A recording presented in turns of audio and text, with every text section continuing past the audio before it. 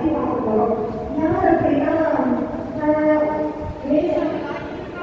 இப்படிலாம் பண்ணக்கூடாது. தாய்நாட்டிற்காக நாட்டிற்கு அப்துல் கலாம் சொன்னாங்க.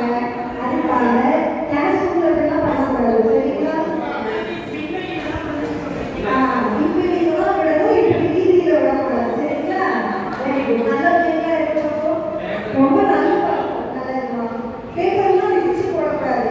இப்போ உங்களுக்கு தெரிஞ்ச விடுதலை போராட்ட வீரர்கள் உங்களுக்கு சொல்லுங்க பார்ப்போம். வெரி குட், ரொம்ப நல்லா சொல்றீங்க.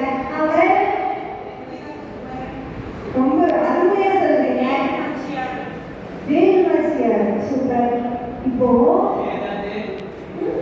என்னமா நேதாஜி. சரி, நான்